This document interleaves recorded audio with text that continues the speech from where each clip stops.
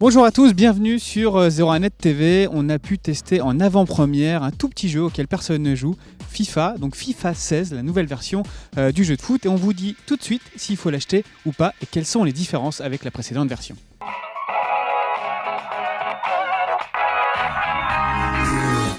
Alors quelles sont les 5 différences avec FIFA 15 ? Alors déjà, dans FIFA 15, si l'accent était vraiment mis sur l'attaque, on pouvait très facilement se retrouver devant le but en quelques passes.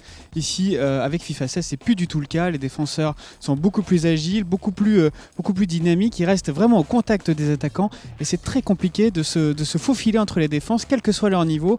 Et donc ça demande beaucoup plus d'efforts, de passes, de placements et de vista. Deuxième point, au milieu de terrain, on monte un peu d'un cran. Au milieu de terrain, FIFA a amélioré l'intelligence artificielle du jeu et il est beaucoup plus facile. En tout cas, le jeu nous aide davantage à intercepter des passes longues au milieu de terrain. Encore une fois, c'est toujours dans cette même logique pour éviter qu'en 3 passes, les attaquants se retrouvent très rapidement devant le but. Alors troisième nouveauté, avancée par FIFA, mais on vous avoue que nous on n'a pas tellement remarqué la différence, ce sont les dribbles. Alors Electronic Arts a passé pas mal de temps avec Lionel Messi pour capturer le moindre de ses mouvements. On parle de dribble sans le ballon, on peut décider quand et comment on touche le ballon. Nous franchement on n'a pas vu beaucoup de différence en tout cas sur les dribbles à ce niveau-là. Peut-être qu'il faut un peu plus de maîtrise ou peut-être qu'il y avait des combinaisons de touches qui nous ont échappé. En tout cas voilà, c'était pas flagrant comme nouveauté.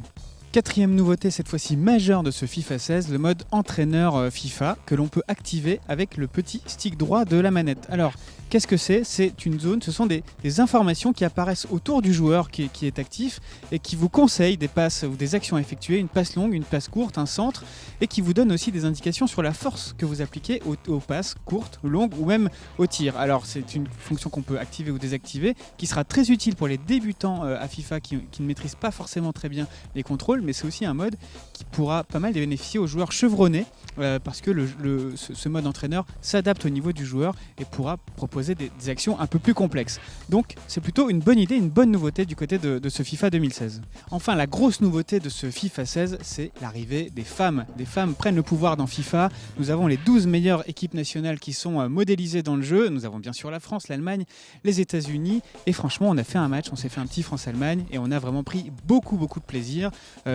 C'est beaucoup moins lent que ce qu'on peut imaginer. C'est vrai c'est ce qu'on reproche souvent au foot féminin, c'est plus lent que le foot masculin. Là, pas du tout.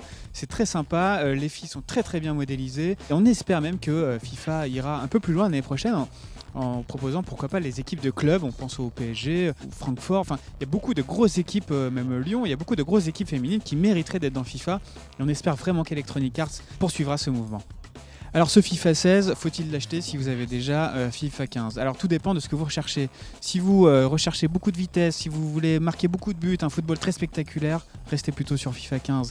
Si vous êtes plutôt adepte de réalisme et de défense contrôlée, de gestion des passes, de circulation du ballon, FIFA 16 apporte beaucoup de nouveautés à ce niveau-là, donc n'hésitez pas, il faut y aller. Le jeu FIFA 16 sortira le 24 septembre prochain. Il sera disponible sur Xbox 360, sur Xbox One, sur PS3, sur PS4, enfin toutes les plateformes habituelles, au prix de 69,99 €, un prix habituel pour un jeu vidéo.